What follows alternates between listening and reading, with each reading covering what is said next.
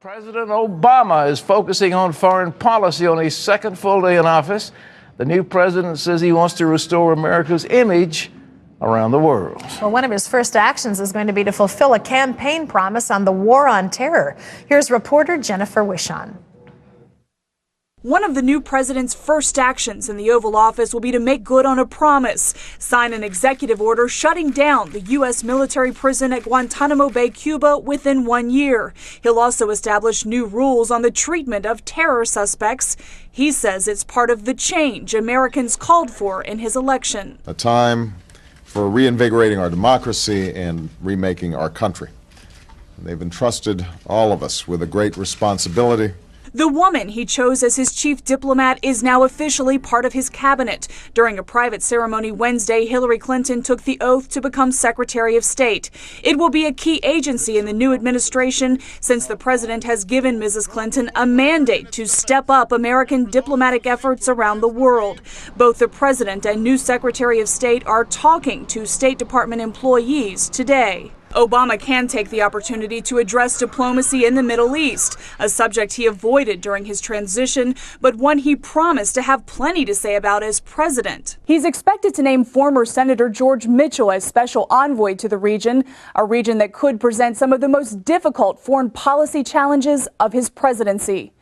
Jennifer Wishon, CBN News, Washington.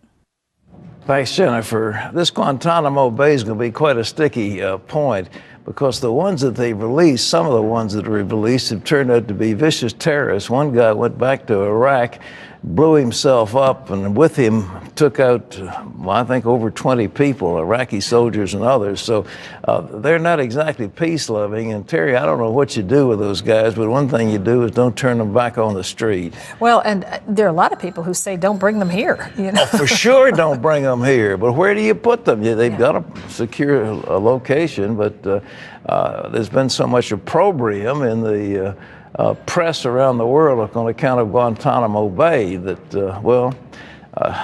the other thing is what they call rendition. They send them back to countries that will deal with them a little more harshly than we will.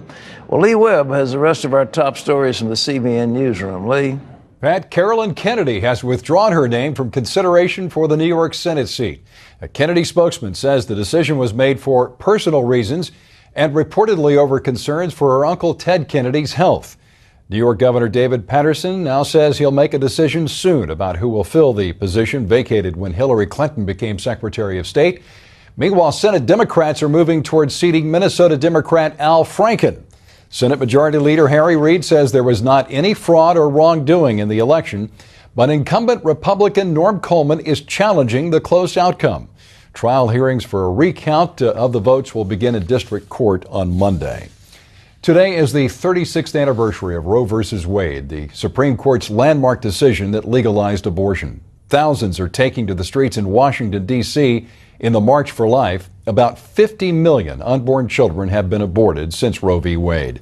Many pro-lifers are concerned that the new Obama administration will ease the restrictions on federal funding of abortion and repeal the so-called global gag rule, which bans overseas family planning groups from getting U.S. dollars to fund abortion.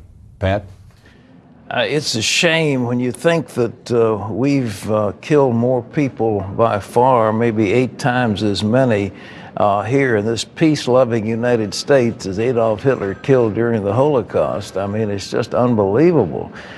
Sure, it's voluntary decisions. The state doesn't kill the people, but the human beings, families make those decisions. 50 million. And one day, holy God is going to demand their blood at our hands. It's just a question of when. Lee? The Obama administration might have to spend even more money than it expected to keep the banking system going. One leading market analyst warns that half of the first bailout package has already been spent, and banks are in worse shape than they were 6 months ago. Experts say one reason is the government hasn't addressed the root problem, bad mortgages and other bad assets on the bank's books. Analysts say the price tag for helping the banking system could go as high as $1.5 trillion. And Pat, here's my question. If the banks are worse off now after the first bailout, why give them the second portion? Lee, I tell you, it's never land now. They start talking about $1.5 trillion bailout for banks. There have to be other solutions, and one of them is to begin to buy up some of these mortgages and to pay going rate for them. I mean, if they're trading down at 50 cents on the dollar, well, buy them up at 50 cents on the dollar. Don't give them par, whatever par is, but buy them at current market value. And if it's the banks have to take a haircut, that's tough luck. But we cannot just keep throwing money at these banks.